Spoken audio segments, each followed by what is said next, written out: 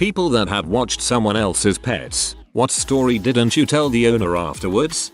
One day we opened their front door and their dog bolted outside and took off. I chased him on foot until I got winded. He wouldn't come to either one of us because, well, he didn't know us that well. So I kept track of him for around 2 hours while my GF talked to neighbors to tell them to keep an eye out. Luckily he didn't stray past the block they lived in and we were able to get him and bring him inside. What a crap day that was. Don't chase dogs. Get their attention and then run away from them. It makes them want to play, and if you do it right you can either force them to run close enough you can grab them, or just chase you inside. The iguana got out and I lost it. It was gone for about 5 days when I found it behind the microwave. It was less green and more brown but still alive. I put him back and never told the owner. I also found a half-eaten onion on the counter that must have been his lunch one day. Still feel bad about it to this day. Our friend's hamster got out and ran into our walls. We would put lettuce and occasionally peanut butter on the floor for around 4 months until the hamster fell out of our ceiling onto a washing machine and died. I'm the owner who wasn't supposed to know. She left the gate open and the horses were loose all weekend. The neighbors apparently found it hilarious and told me it took her hours to catch them. Your dog wouldn't eat in front of me. Your dog would not poop in front of me. Either your dog did not eat or poop for 4 days, or there is poop hidden somewhere in the house. I have some interesting news for you about dogs and poop. When I was about 15-16, my mother showed my brother and I photos of these 2 men in the newspaper who were going around our area robbing homes and tying up the owners, putting them in a closet. So we were not to open the doors for strangers. At this time I was dog sitting for a neighbor down my street. They had a fairly large boxer about 9-10 months old, but he was still a huge baby and loved to jump around and play. So one day that week I get to the house, put his leash on and take him out back to do his business. The house was a corner unit, so the driveway was almost an extension of their backyard, so from the driveway about a third or so of the yard is visible. While outside, an old beat up Toyota pulls into the driveway and 2 guys wearing bandanas hiding their faces jump out of the car almost instantly after the car stopped. They spot me and start running towards me, not seeing that I had the boxer on the leash trailing behind me. They made their way a solid 15-20 feet until the boxer was in view. Now the dog starts to get excited, so he begins to hop around, giving me a hard time controlling him with the leash. My heart started racing as I started to put 2 and 2 together, and just as they got a view of the jumping dog, they hopped back into the Toyota and GTFO'd so fast they left smoke and burnt rubber on the driveway. Never told them their house almost got robbed and their dog essentially saved me hours of being tied up in their closet. I love boxers. They're most often just huge muscular babies. Mine curls up like a shrimp and wiggles when she's excited. When I was 9 or so, my parents volunteered to watch our friend's goldfish. Said friends brought the goldfish to our house. In retrospect this was an awful idea, but I was 9 and was definitely not in charge of this decision. Every single goldfish died. I think there were 4 or 5. The stress was just too much for them I think, and by the time a week was up, they were all gone. Turns out the kids' grandparents had bought the fish at Walmart, so we bought identical replacements fish for them after talking to the parents about it. So, the parents knew, but the kids never did. We were sworn to secrecy. The funniest part of this is that one of those fish lived 10 years. Swear to God. Grew quite a bit and then ate anything put in its tank, including 1 or 2 algae eaters. We moved 8 years later. Fish was still there. We'd ask about him every once in a while. He even survived cats trying to eat him, the whole 9 yards. I kind of loved that fish. The mom wasn't amused though. Guess she hadn't anticipated taking care of the same freaking fish when her oldest went to college. Goldfish are no joke. They can live up to 20 years. Watched a friend's cat when they were out of town for the week. Dropped in once a day to scoop litter, feed and water it, and socialize a little bit. The family kept him as a mostly outdoor cat, but for the week they were gone he was an indoor cat. Or at least, he was, until I accidentally opened the front door for too long one day while leaving, and he zipped through my legs into sweet freedom. I chased that cat for 3 blocks before he hopped a fence and I lost him. There was literally no way me following him was going to happen. So I went home, Next day I go back to the house and there's Kitty, sitting in front of the house door meowing pitifully, super ready to go inside and eat kibble. Never told my friend that I had for 24 hours basically given up their cat for lost. I'm late, but this is finally something I can answer. I was watching an episode of The Walking Dead. Spoiler alert I guess. It was the episode where Herschel gets bit and has to get his foot and part of his leg cut off. Anyways, I watch the episode and as the credits come up I start walking to the bathroom. As I'm walking and about to turn into the bathroom, the cat runs up to my calf and grabs it with her claws as a way to play with me. I however, had just seen Herschel get jumped. I reflex kicked my leg in the air and the cat flew off me and hit the top of the bathroom door frame. Everything seemed fine, but still I drove her to the vet and paid for the visit myself. She was totally fine. I still pet sit for these people almost monthly, and they'll never know I sent their cat flying 8 feet in the air. Field goal. A family friend's super well trained Labradoodle had serious resource guarding border guarding issues. She eventually attacked and mangled my favorite chicken because she got too close to the dog's toy. Chuck ended up in several pieces, which the dog then guarded as well. I was like 14 and never mentioned it. Now I work as a dog trainer and said family friend still tries to give me awful training advice, usually found in Facebook posts or message boards, and it takes everything in me to bite my tongue. R.I.P. Attila the hen. A family friend asked me to take care of their dog when I was around 11. What they failed to mention was that their dog just had surgery and could only eat select few foods. So I feed their dog a spoonful of peanut butter, as they normally allowed me to do, and it starts puking everywhere. I mean everywhere. The poor thing was so sick, and the house smelled so bad. I was freaking out and crying because I was 11, and used Clorox wipes and Lysol to clean the loads of vomit up. If it makes you feel any better, that's a massive frick up on their part, not yours. Any decent pet owner should have told the person who was watching, hey, my pet just had surgery, please don't do X, Y or Z thing esp if there was base rules you were used to. Looking after my auntie's dog while she went to a wedding. She always babied her, never let her do anything and gushed over her every time she so much as stumbled. I was given strict instructions how to care for her, including don't let her off the lead. So I took her for a walk and she was loving it. Poor thing was delighted. I felt sorry for this pampered pooch and wanted her to have fun, so I did something stupid. I let her off the lead. I know. Bloody terrible idea, but I was 14. Never had a dog before, and it was a huge field, so I went for it. At first it went great. No recall problems. Rosie having a blast zooming through all the long grass. Awesome. But then we come across a huge puddle right in the path from some heavy rain.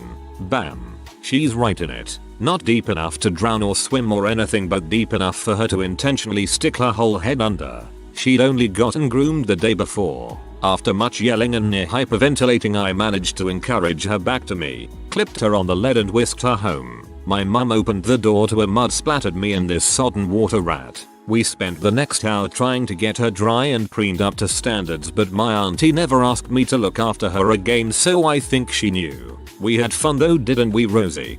Poor dog. One time I got my dog back from a friend with dried mud through her fur. I laughed when they told me how it had happened. I just gave her a bath a couple of days later and that was that. Seems like you didn't do anything wrong. Letting a dog that's not yours on the lead is kind of stupid, but the dog was completely fine. A bit of mud never hurt anything. Dogs just love it.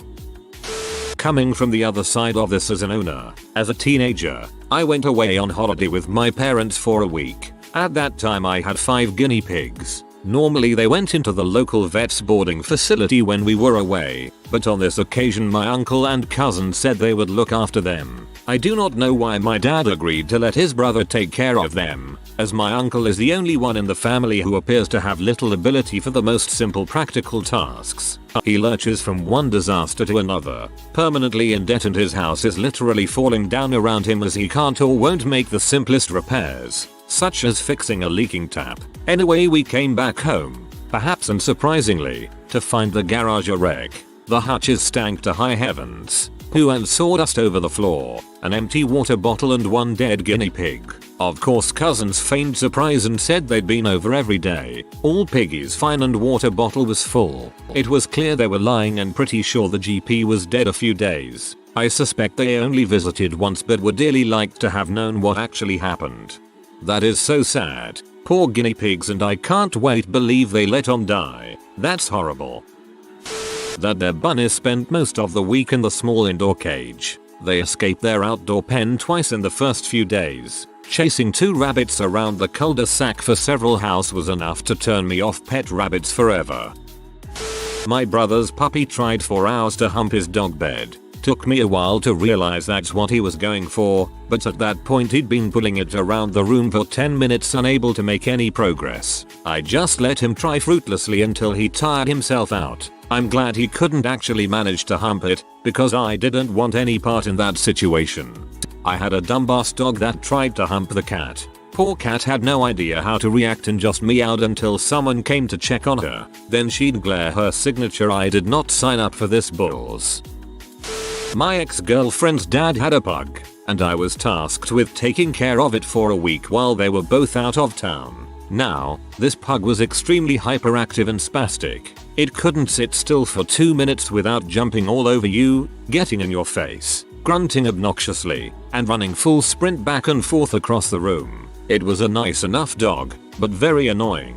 One night, I had a couple of friends over and, naturally, we decided to eat a bunch of mushrooms. The dog was going ape crap, and my friend decided to blow a bong hit in its face. Looking back, I realized that getting an animal stoned is a cruel thing to do, but at that age I hadn't thought enough about it. Be that as it may, the pot seemed to be exactly what the dog needed. She instantly mellowed out, curled up at my feet, and looked super relaxed. No more snorting, no more running, no more incessant attempts at licking my face. It was amazing. Just as the mushrooms began to really kick in, I remembered something funny and decided to show my friends. This dog, when picked up and placed on a linoleum floor, would basically lose motor ability. It would sort of scramble and prance around until cluelessly and clumsily swimming off the tile after a few seconds. My ex's dad would occasionally do this for laughs, and we'd always shower her with affection afterwards because it was so cute. So I said, "Hey, check this out. You guys will love this," and I took the dog into the kitchen. I gently placed her down on the tile and waited for the stupid comedy to commence. And, oh, it did. She began scrambling and flailing around, and we all stood around cracking up heavily. What a treat. But then, before any of us could even comprehend what had happened, we saw it, a cascading river of Hershey brown liquid feces at incredibly low viscosity, smeared everywhere. It happened so fast. Crap on the tile, crap on the cabinets, crap sprayed across the fridge door, and of course, crap all over the legs and underside of this poor, terrified, helpless dog. The effects of the weed she'd been enjoying apparently dissipated immediately, because this dog proceeded to completely flip out, running headlong across the carpet and into every room in the apartment with her trademark sprint. Everywhere we looked, there was feces. Feces. Feces. Incomprehensible feces. So, right at about the peak of the mushroom trip, with everything looking insane and all of us tasting colors and what have you, I had to put the dog in the bathtub and wash her down before getting on my hands and knees and cleaning up what seemed like absolute buckets of liquid poop strewn across my entire apartment. The stains came out, but the scars stayed on me forever. This was my personal Vietnam, and the last time I ever watched someone else's pet. I hear mushrooms are good for PTSD. I was dog sitting my ex's Westie and he somehow got himself off of his leash when I took him out for a pee in the morning. He ran away and we couldn't find him for hours. Finally got him back in the late afternoon. That's one story I decided never to tell my ex because she worshipped that dog. So my mom was really close with my high school principal's family during the time I was in high school. They asked us if we can watch their little yappy dog for a few days over one of our school breaks. My mom of course says yes. After having this dog for a day we decided to go out to dinner with our family. We go out and everything is great, but when we come back we find a surprise. We find my principal's dog's mouth covered in blood and my sister's hamster torn apart in her room. Needless to say, my mom did not want us to get some unearned brownie points from our principal, so we never told him. Poor hamster. My boyfriend at the time was upset because his own dog died. I was watching the dog next door and invited him over to chat and comfort him. He sat on the floor with my neighbor's beagle and hugged him and burst out crying. He played with the dog for a while and it helped him get through that rough night. I didn't tell my neighbors because I felt it would have been weird to tell them I had a friend over to their house, whom they never met. I didn't want to worry them. Man, that's just so sad. I'd do the same thing if I was in that place. He seems sweet that way. Their Doberman drank half my tea when I left it unguarded for a minute. Normally this wouldn't be an issue, but I use xylitol as a sweetener. Luckily a large dog needs more than a half teaspoon worth of xylitol to do any real damage. So after being lethargic for a couple hours, he was fine. I still feel terrible though. My fiance and I had house dog sat for this couple and their kids on a number of occasions. Their dog was a little black toy poodle that had the kindest, most gentle disposition of any dog I have ever met. This time, we were looking after him in the house for 2 weeks. For 13 days, everything was awesome. Took Hugo for a walk in the mornings, and when got home from work, and then he would fall asleep curled up against one of us in the evenings. Perfect little guy. Then the last day came along. We were packing up all of our stuff and doing the last minute tidy of the house, and I was taking our bags out to the car at around 11 AM. The family's flight landed at 12:30. I walked out to the car and just left the front fly screen open about 2 centimeters. Dumped our bags in the boot, walked back inside, and immediately could sense a lack of dog. I walked through the house from room to room looking for him, but I knew he had bolted. Starting to get a little frantic, my fiance and I started walking up and around the neighborhood yelling out for Hugo, with no luck. 12:30 comes and we get a message from the family saying we've just landed. See you in about half an hour. Can't wait to see Hugo. My fiance by this stage is freaking the frick out and keeps giving me looks like she is either going to throw up or stab me for losing the dog. I had resigned myself to having to tell the family I had lost their dog and was walking back to the house, and I was just turning the corner to their house when a young girl came power walking down the footpath with this little black bundle pulling her along. I ran up to her and asked, "Where did you find him?" She said he looked out her kitchen window and he was just having a nap on their recliner chairs in their backyard in the sun. I thanked her profusely and got her details so we could give her a reward later on, and then took Hugo home. I had just closed the door after putting him in the house, turned around just as they pulled into their driveway. Well, I was on a cam. She told me she used it with the last pet sitter. She didn't trust anyone since he was not reliable, so I agreed to watch her 2 dogs and house sit when she went out of town. I'm sure she forgot she told me about the cam. Anyway, her dogs like to argue or play fight just before bed, so the lights were off. I was sleeping on the couch and her dogs started play fighting. I kept trying to stop them. I kept poking them to get them to stop and kept getting up to separate them. Suddenly, I get a text from her asking if everything was okay. I said yes, everything is fine, all is well. I didn't tell her I remembered she used a cam on the last person, but clearly she was watching me at that moment. Not sure if this counts. I was maybe 10 or 11. The neighbors had a hobby farm with sheep and would go away often in the summer to their cottage. My friend and I were feeding the sheep one afternoon when we noticed a really old blind one that wasn't eating. We had this brilliant idea of putting a bucket of food near her, away from the rest of the herd. She obviously had no idea, so we tried to gently herd her towards the bucket. She got freaked out and bolted right into an electric fence. My friend grabbed the electric fence in a panicked rage, and then we remembered we were wearing rubber boots, which quite frankly I'm very impressed about since we were 2 10-year-old girls with zero experience with science and silly enough to go around touching electric fences. The sheep died like 2 weeks later, not sure if from old age or from the ordeal. My daughter, who was in college at the time and living in a house near campus, was watching a friend's dog. When she needed to go out of town for the weekend, she asked if she could leave the very elderly dog with us. I agreed, as long as our German Shepherd Lab mix got along with the dog. They seemed to do fine, so I agreed to keep the old pup for the weekend. Every time someone walked near the dog, it panicked and peed all over our tile. I felt so sorry for the dog, but the final insult for this poor pup who was not adapting well to yet another new surrounding was when our dog decided to try to play. He playfully nudged the older, much smaller dog, who then tipped over as if it were a statue. Our dog looked up at me with the saddest eyes, as if to say, I think I broke it. The poor old dog survived its weekend as our guest, but I'll never forget the look on our dog's face when he toppled the smaller dog over. Like a fainting goat. Not me, but my sister is sort of like that girl from Animaniacs. Lots of dead fish growing up. Anyway, we were living out of state and she made friends and agreed to watch their cats while they went on vacation.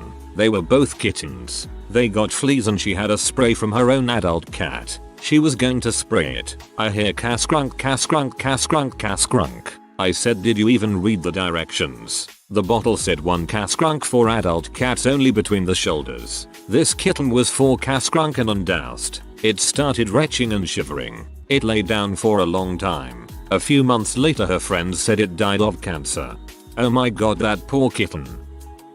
My auntie and uncle are very precious about their pets. They got a new greyhound pup and I was at my nan and pa's when they were looking after him. He was outside playing with me and went sprinting inside because my pa had food for him. Unfortunately his depth perception was a bit off because he ran full pelt into the door frame and then yelped real loud and limped off. He was fine 5 minutes later and the paw he was favoring didn't seem to be causing any issues. Kept that one a secret. That was 6 months ago and Pup Loki is still fine and still runs into things. One of my former housemates had a friend with a cat. Said friend had to move home for a month, where her siblings were allergic to cats, so my housemate convinced me to have the cat live at our house for a month or 2 until her friend got a new apartment. It wasn't until 3 weeks in that I found out that this cat had not been neutered. I was not told this at first, but I had my suspicions. I had a friend who visited and crashed overnight on the living room couch. This frisky cat decided to hump the living frick out of his leg multiple times during the night. A couple days later, this frisky cat got into my housemate's bedroom, found her laptop, and went to town like a 13-year-old who just discovered free internet pee. She returned home to find fresh kitty love gravy on said laptop. I haven't said a thing. Neither has my housemate, as far as I know. Upvote for fresh kitty love gravy. My Noakes, P, and I were dog sitting his uncle's 2 dachshunds. P's uncle and uncle's husband lived in a nice house with P's grandmother.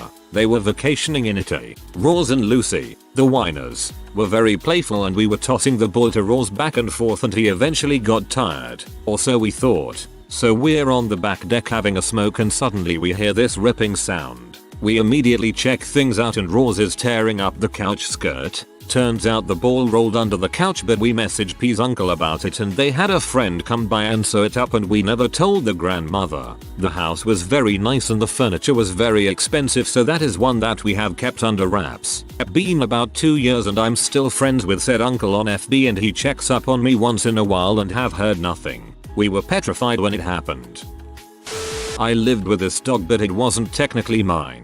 I had a different work schedule than everyone else so I would tend to the dog while everyone else was away. This dog really loved me, and he would sit in my lap for several hours every day, and commonly beg at my door to be let in if he didn't get to see me. He was extremely sweet. He was also very trustworthy. We could let him outside, and most of the time we would watch just in case, but he would do his business in our yard and promptly come back without even thinking about going far. This time I had left him outside ever so slightly longer than usual, which he usually wouldn't mind since he loves to sunbathe and play in grass. But this time he must have been done early paired with me coming to get him late. When I went out he was gone. Turns out he had gone to our back door to see if I would let him in there. I could see the freshly wet paw prints on our deck. Well, the only problem was by the time I had gotten to the back door he had already given up on the back door. This is when I start to panic. How long has he been waiting? Where could he be? I call my girlfriend. Her parents own the dog, and freak out. She tells me to calm down and that we will find him. I go to the front door to start my neighborhood search and he is just sitting there waiting for me. One time one of our dogs ran away. We found him 20 minutes later on someone else's front porch. He tried to go home but forgot where he lived.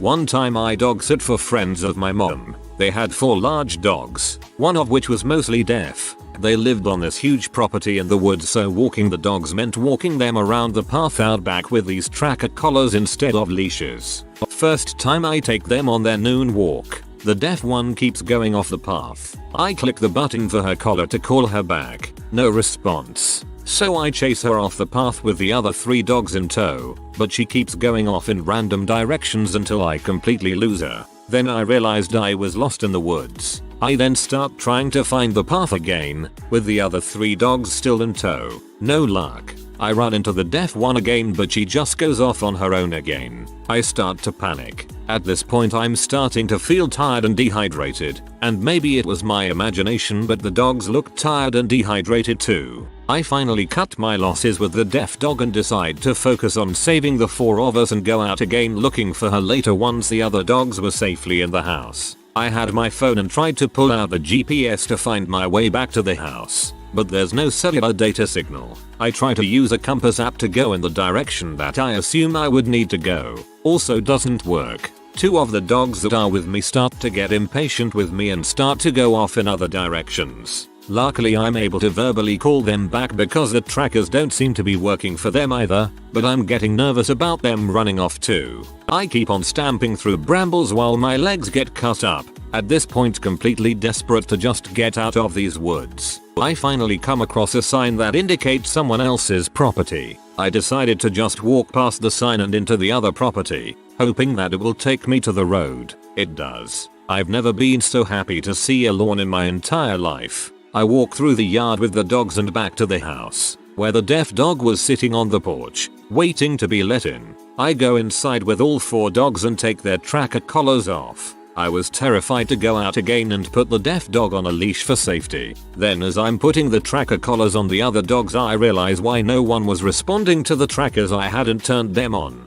2 hours lost in the woods. My legs now covered in scratches and mud and my pants torn. And living with the traumatizing thought that I had lost these people's sweet old dog during the whole event. And it was all because I didn't turn the trackers on. Needless to say, I did not tell them. If you are new to the channel, you can subscribe. I publish new videos every day. Until then, check another video.